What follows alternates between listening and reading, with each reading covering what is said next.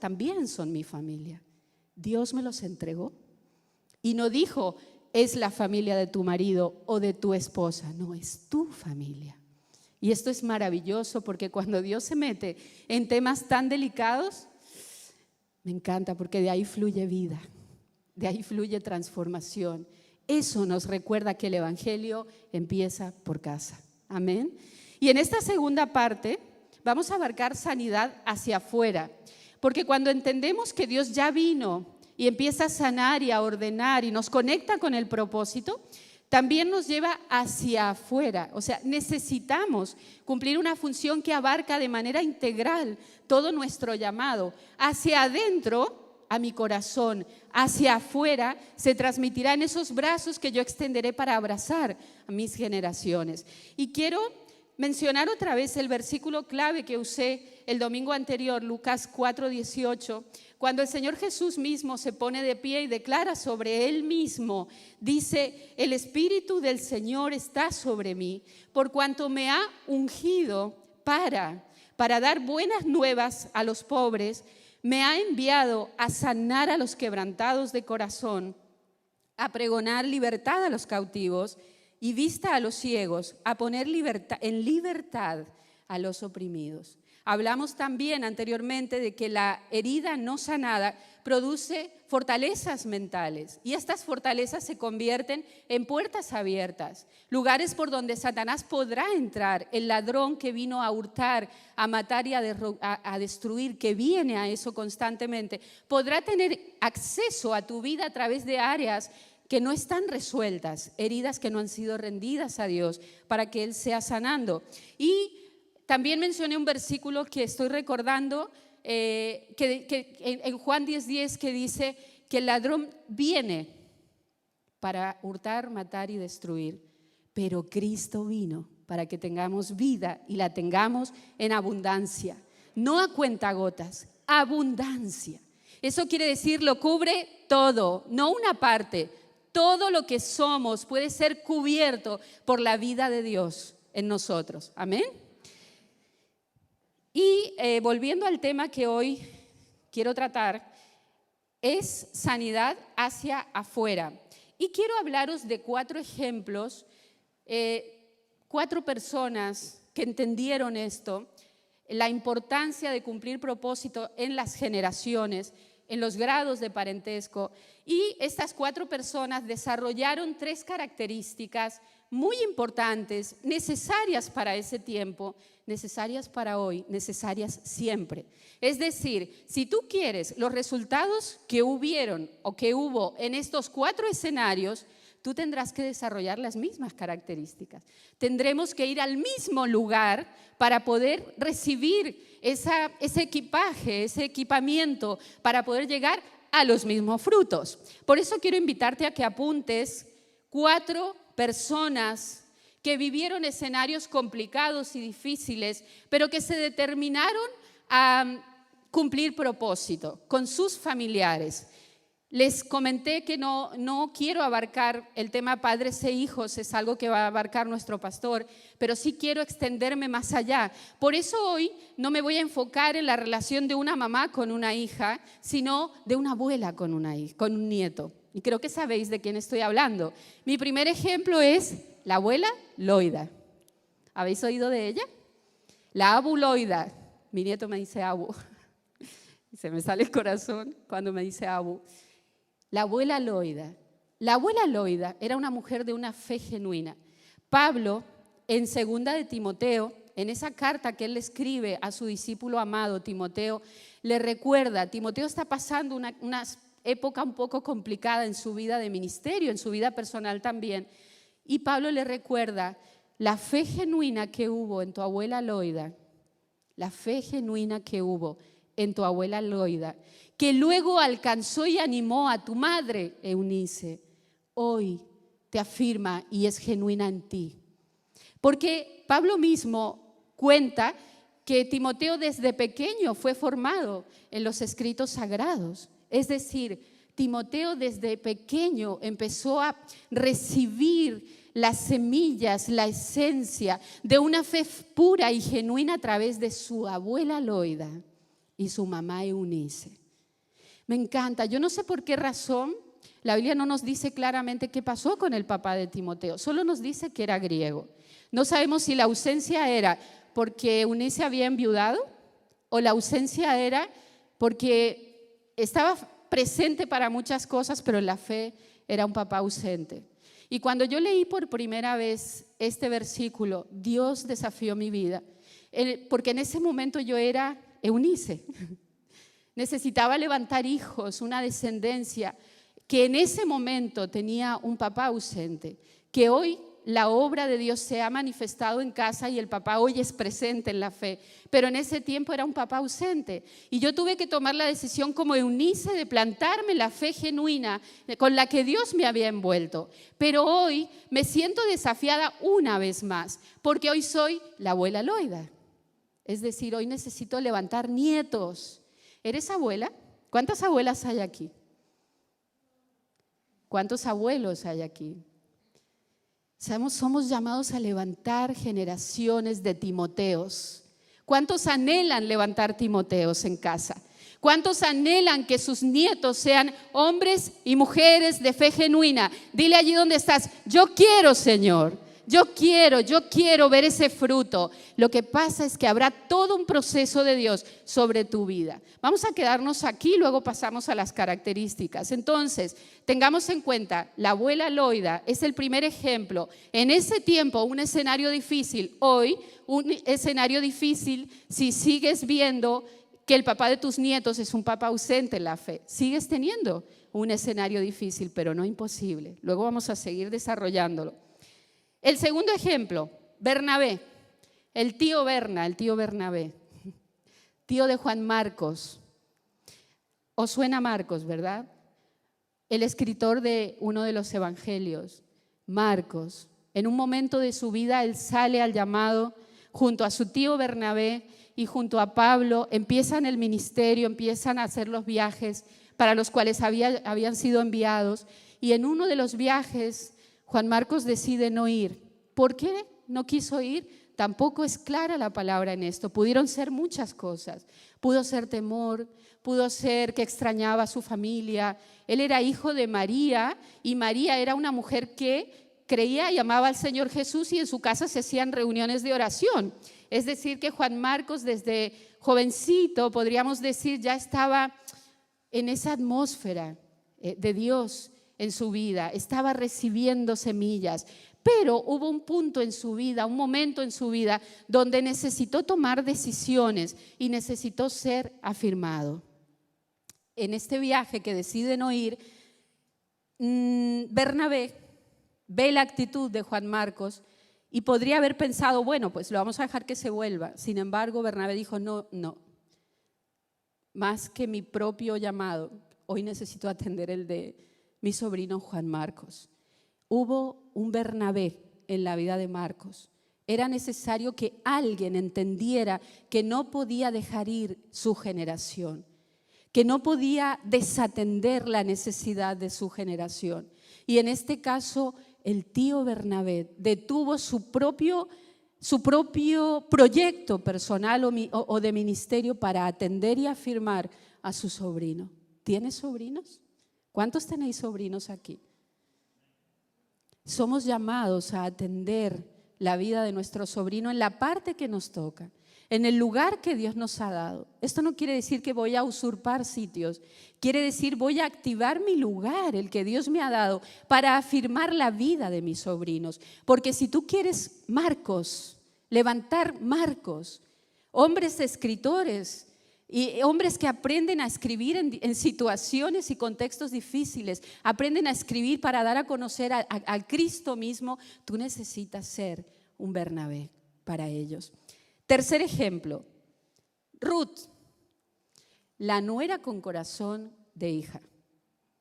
Dios me ha impactado y me ha tocado y me ha sacudido tanto a través de esto. Os confieso que os lo comparto, pero antes Dios me sentó y me confrontó con cada una, o me ayudó a mirarme al espejo con cada una de las facetas en las que Él espera que yo me implique. Y creo que Dios lo que quiere hoy para ti es que tú te sientes frente al espejo y puedas ver cómo estás en cada una de esas facetas o esos roles que Dios te asignó. Porque esta, como dijo Diego al inicio, esta no es una reunión de condenación, esta es una reunión de victoria. Esta es una reunión de bendición, esta es una palabra de reafirmación, esta es una palabra de despertar, esta es una palabra de sanidad. Dios no quiere condenarnos, pero sí quiere posicionarnos. Sí quiere llamarnos a soltar todo lo que nos ha estado desenfocando o nos enredó y nos entretuvo en el camino, para que podamos conectar con el sentir correcto que Él tiene con nosotros y a través con nuestras generaciones. Y la nuera con corazón de hija. Estoy hablando de la nuera de Noemí. Todos sabemos que Noemí sale de su tierra porque había una gran crisis económica.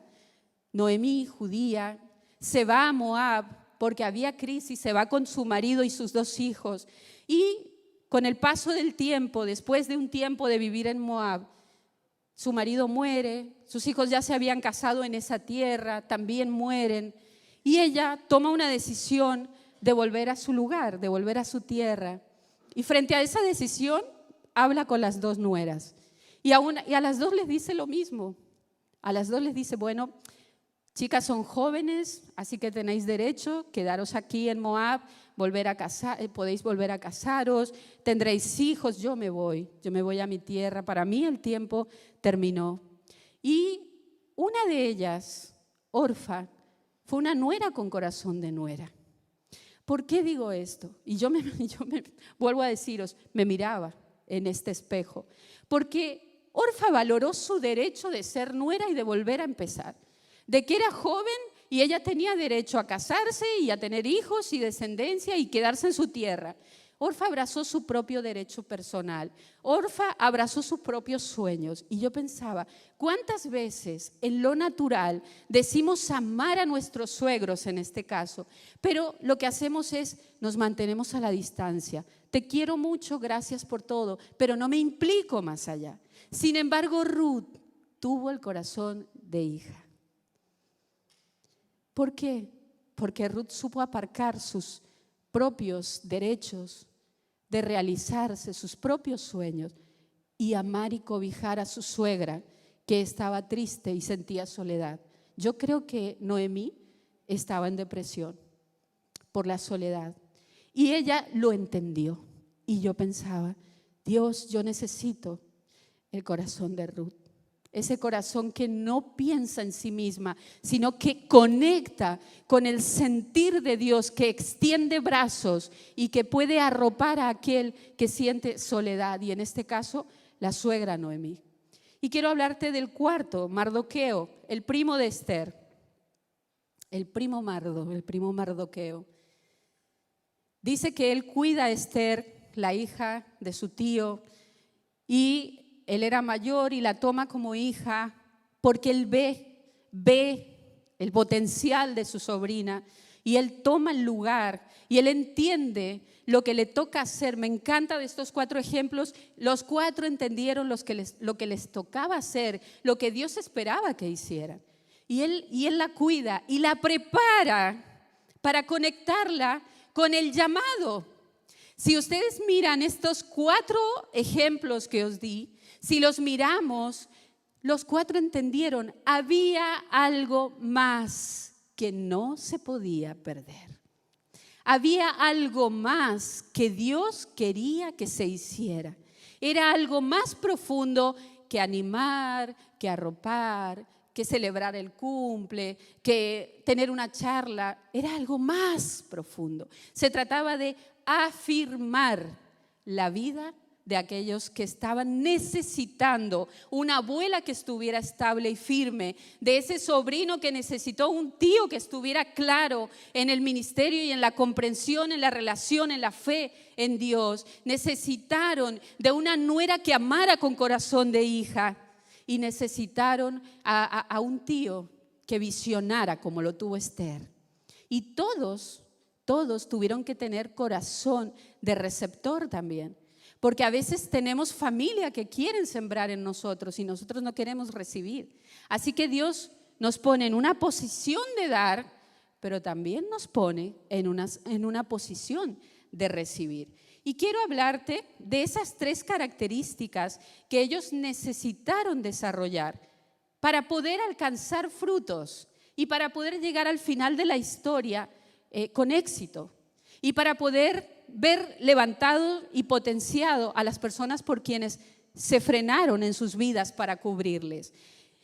Quiero hablar de las 3 características. La primera, visión. La segunda, entendimiento. La tercera, firmeza. Es decir, tuvieron que ver, tuvieron que entender y tuvieron que ser firmes. Y vamos a leer la palabra en Apocalipsis 3:18. Recordad que el primer versículo que os comparto, el Señor mismo dice, yo he venido para, ¿vale? Él se presenta como la solución a esa situación. Hoy el Señor vuelve a decirle a la iglesia Laodicea y a nosotros hoy, dice, yo te aconsejo que de mí compres. ¿Quién es la fuente? El Señor. ¿Quién es la fuente? Cristo. Él es la fuente. Y Él dice, yo te aconsejo que de mí compres oro refinado en fuego para que seas rico. Y vestiduras blancas para que te vistas y no se manifieste la vergüenza de tu desnudez. Y colirio con que ungir tus ojos para que veas. Compra de mí. Porque parece que la Odisea creía que todo lo estaba haciendo bien y no estaba viendo más allá. Y entonces él le dijo, ¿sabes qué? Yo te aconsejo, compra de mí, porque yo soy el oro puro, porque yo soy la santidad, porque yo soy el colirio que tú necesitas.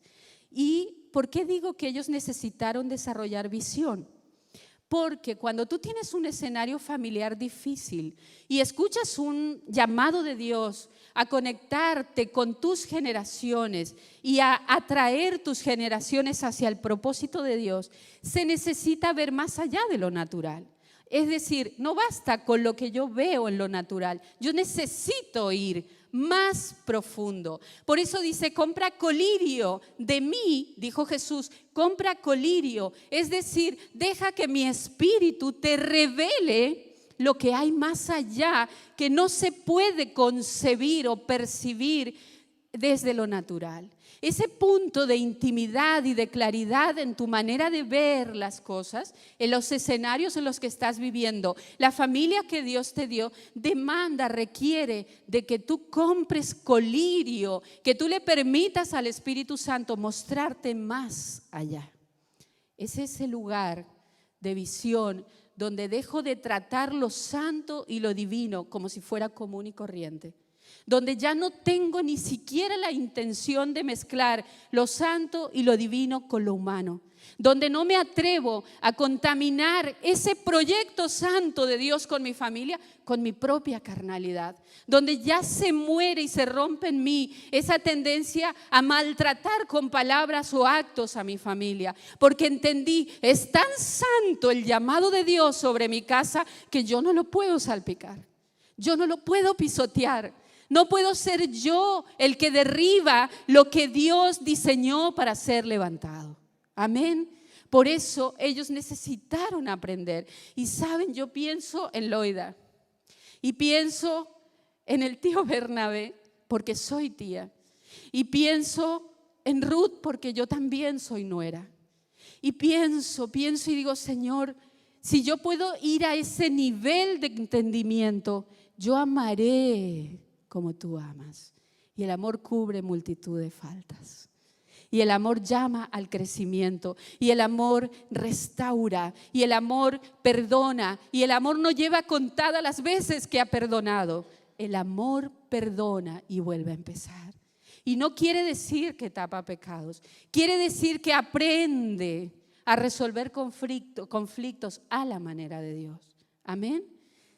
Ellos necesitaron ver. Esto es un proceso diario.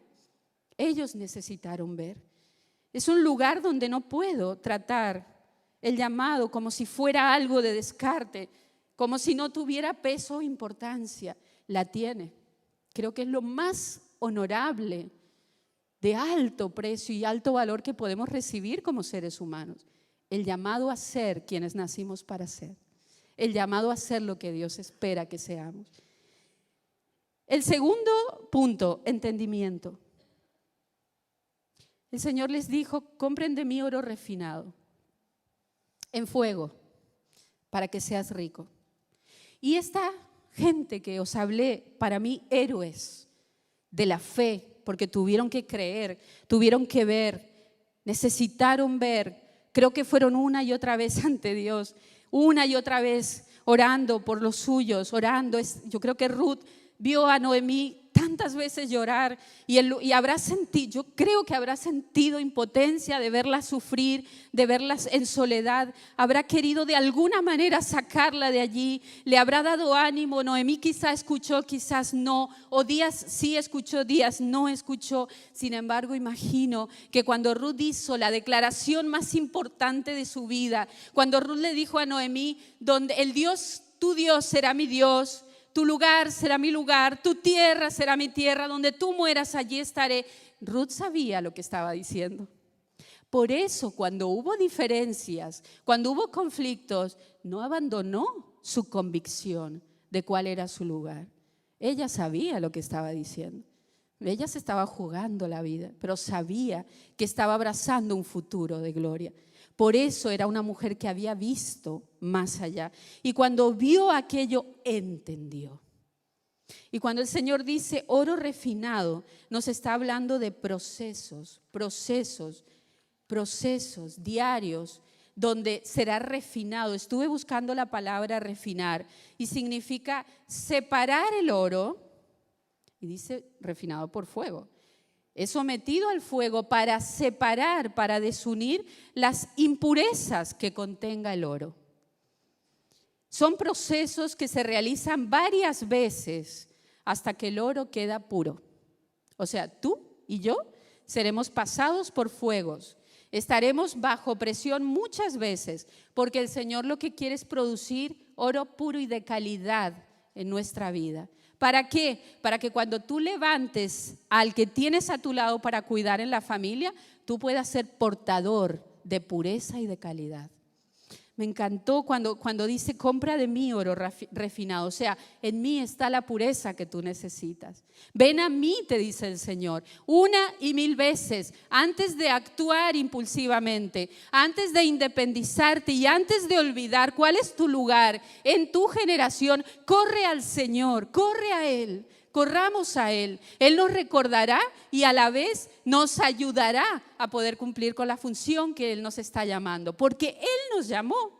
Somos escogidos. El Señor Jesús se paró y dijo: me ha ungido el Espíritu Santo para. Ahora tú también puedes decir: yo estoy ungida. Dios me llamó para.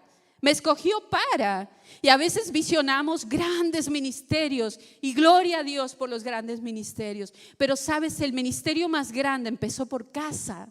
Empieza en tu casa, restaurando a los tuyos. Ese es tu gran y mayor ministerio y será tu gran y mayor privilegio verles levantados, amando y sirviendo al Señor, amando y deleitándose en la santidad. Oro refinado produce mayor calidad que el oro no refinado. El oro refinado es suave y maleable. Esto habla de corazones enseñables que todo el tiempo se exponen a la dirección del Espíritu Santo. Y es cuando el oro se derrite que brotan las impurezas. O sea, en medio de la presión, ahí saldrá la impureza. En medio de las diferencias, saldrán las impurezas. No saldrán para que tú tengas ahí como carta libre para dejarte guiar por las emociones. No, saldrán para que las conozcas y las lleves al Señor. Amén. Oro refinado. Y el tercero, la tercera característica que tú y yo necesitamos desarrollar se llama firmeza. Ellos decidieron hacer de Dios su vestidura. El Señor dijo: compra vestiduras blancas para que te vistas y no se manifieste la vergüenza de tu desnudez. Compra vestiduras blancas de mí. O sea, busca en mí la santidad. Busca en mí la transformación. Busca en mí la esencia. Busca en mí lo que tú necesitas para aportar sanidad a tu familia y a tus generaciones. Hacer de Dios tu vestidura, no una vestidura de quita y pon, una vestidura estable. Esto tiene su precio. ¿Por qué digo esto?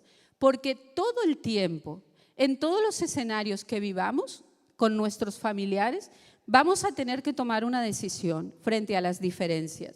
¿Cómo voy a actuar? El plan A siempre honrará a Dios, pero te llevará a ti a rendición.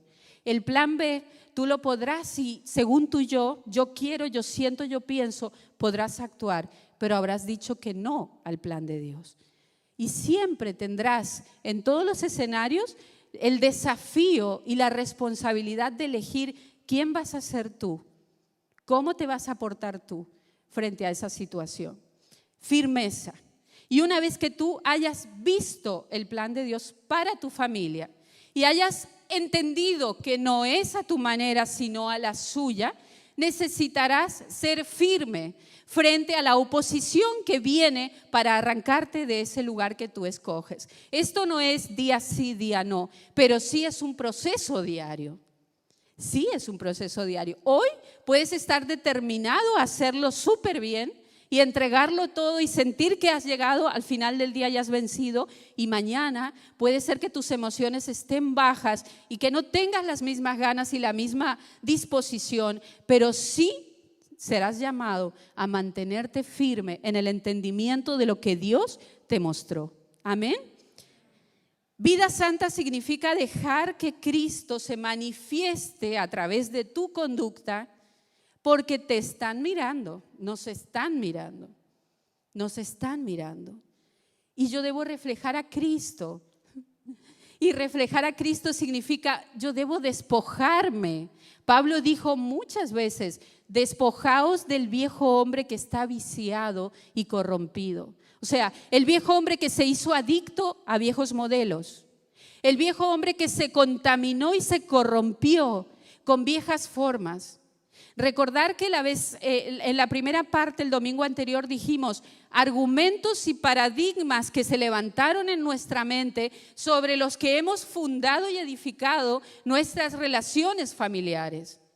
Pero hoy Pablo recuerda a través de su palabra, nos recuerda constantemente, Dios a través de Pablo en la palabra, nos recuerda, eso estaba viciado, eso no sirve. Eso no tiene relación y no es compatible con el modelo de Dios. Entonces, ¿qué tengo que hacer? Despojaos. No dice, me lo quito si quiero. No.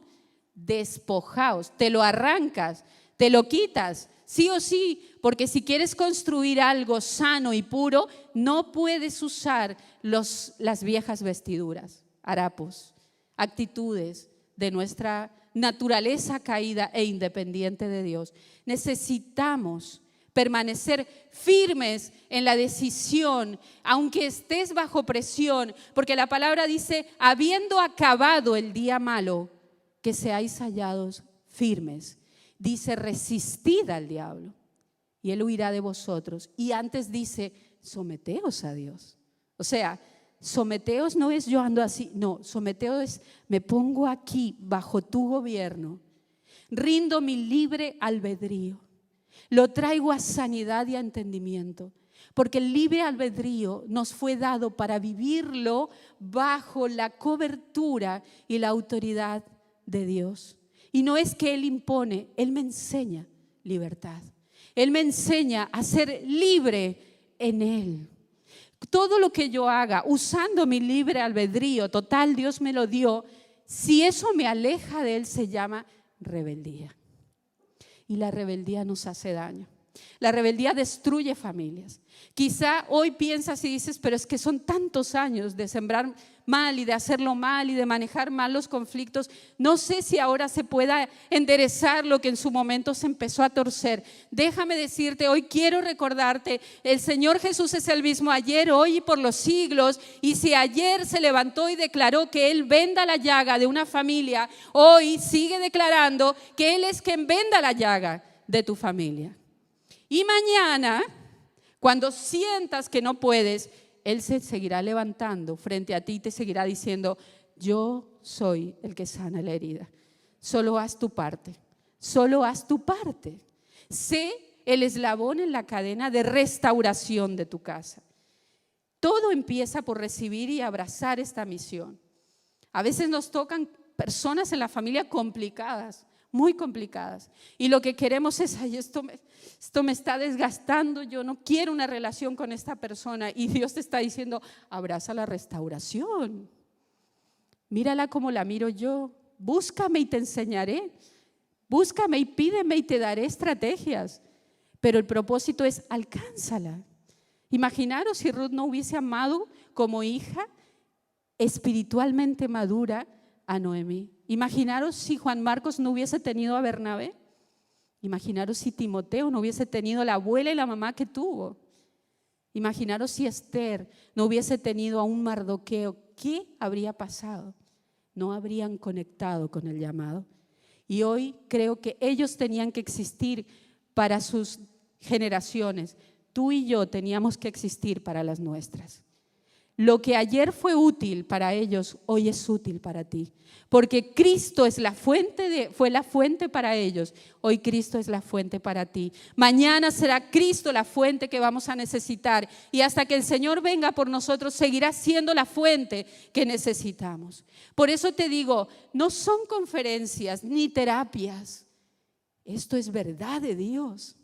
Este es el Evangelio del Hijo, que se mete y desestructura mi estructura y empieza de nuevo. Amén. Abraza la misión que Dios te ha dado. Levántate por tus generaciones. Yo quiero terminar esta serie de mis generaciones y yo llevándote a pensar en que el lugar que Dios te dio no es casual, es intencional, en que hay una gran responsabilidad que Dios te ha dado a ti, de que tú despiertes a su relación con Él para que a través de ese despertar tú puedas alcanzar a tus generaciones y transferir herencia espiritual, legado espiritual, santo e incorruptible a tus generaciones y que tú puedas ver luego la victoria y el fruto que esto produce. Por eso hemos viajado a través de la Biblia, por eso hemos visto a personas como tú y como yo viviendo situaciones duras y difíciles, pero también la Biblia nos ha hablado de cuál es el remedio, la solución para poder alcanzar victoria en estas situaciones. Y quiero leerte Joel 2:25, porque sí, Él es la fuente, sí, Él es la esperanza, sí, en Él se puede volver a empezar. Y Joel 2:25 dice, después del arrepentimiento de una tierra, y hoy podríamos decir, después del arrepentimiento nuestro como representante de generaciones, después de reconocer lo mal que podemos haberlo hecho o los vacíos que hayamos dejado, después de darnos cuenta y de ver lo enredado que pudimos estar, lo poco en cuenta que pudimos tener el llamado de Dios en este aspecto, lo poco que atendimos esta parte del servicio a Dios. Después de todo esto, arrepentidos, podemos escuchar al Dios que dice, y os restituiré los años que comió la oruga, el saltón, el revoltón y la langosta, mi gran ejército que envié contra vosotros. O sea, fue necesario vivir como familias, desiertos difíciles, tierra árida en muchos aspectos, por obstinación, por dureza, por terquedad, por indiferencia, por desamor, No sé qué plaga fue la que arrasó contigo y con tu familia, pero el Señor dice: después del arrepentimiento os restituiré, os devolveré lo que Satanás os robó, os devolveré la esencia. Si hay rendimiento, si hay rendición y arrepentimiento, hay una restitución de la esencia familiar. ¿Lo crees? Yo anhelo esto. Yo anhelo esto. Cuando leía este versículo decía: sí, desde el momento que yo me rindo y abrazo el modelo de Dios, la promesa que Él me hace de restauración empieza a ser mi corona. No la veo, pero la creo. No la veo, pero la siento. No la veo, pero se convierte en el camino por el cual yo piso, y podrán venir las situaciones que sean. Él dijo: me devolverá los años que yo perdí. Los perdí por mi propia responsabilidad, pero es que Él es el Dios de toda gracia, y la gracia es eso que Él me da sin que yo lo merezca. Por eso puedo confiar. No es que yo haya hecho para merecer, es que Él lo decidió de pura gracia. Amén. Hoy es día de sanidad. Hoy es día de sanidad. Y tú puedes quedar mirándote hacia atrás y evaluando todo lo que se ve tan difícil de cambiar. O tú puedes abrazar hoy la promesa que Dios te hace. Hoy puedes abrazar hoy la decisión de cambios radicales en tu vida. Tú puedes volver a empezar. Lo de atrás ya no se puede cambiar, pero tú puedes hoy poner la primera letra de tu nueva historia en Cristo. Amén. Ponte de pie, vamos a orar.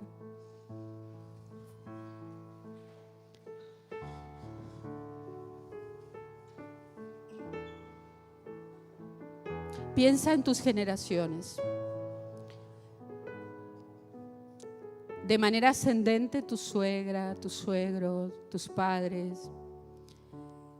Piensa en tus generaciones de manera descendente, tus hijos, tus nietos, tus sobrinos, de manera colateral, tus cuñadas, tus cuñados, tu suegra, tu suegro. Piensa allí en cada uno de ellos y piensa: ¿qué necesitan ellos que hay en ti que tú puedes darles? ¿Necesitan ser honrados? Dales honra. ¿Necesitan ser respetados? Dales respeto. ¿Necesitan ser levantados y afirmados en la fe? Dales lo que ellos necesitan. Esa es la verdadera riqueza. Hoy necesitamos entender que el oro refinado por fuego es la verdadera riqueza. Esto está hablando de obras que han sido transformadas, de corazones que han sido pasados por fuego y transformados y despojados de sus propios derechos, de sus propios argumentos, de sus propias formas de pensar, para abrazarlas de Cristo y traer la forma de Cristo y ponerla como una columna inamovible en sus generaciones, en su casa, porque necesitamos determinarnos a no perder a nuestras generaciones. No podemos ser pasivos e indiferentes, no podemos dejar que Satanás destruya a los nuestros, no podemos hacer silencio cuando Dios nos está llamando a levantar clamor por los nuestros en nuestra casa. Ese es tu llamado y el mío. Y luego tú llegarás a las metas. Ruth se convirtió en la bisabuela de David, llegó a la meta que Dios había trazado. Es decir, volverse para cuidar a su nuera no le hizo perder tiempo, a su suegra. No le hizo perder tiempo. No, la preparó, la fortaleció y la conectó con el llamado de Dios para su vida. ¿Qué tienes miedo de perder? Si tú te vuelves y dejas tu orgullo y te acercas a la persona que te está esperando y te necesita, ¿qué tienes miedo de perder? Tú puedes ganar, tú ganas para el reino, Tú conectas a la persona con el corazón de Dios. Tú eres el reflejo del Padre para esta persona. No tengas miedo, no tengas miedo. Bernabé se detuvo en su propio ministerio para atender a Juan Marcos.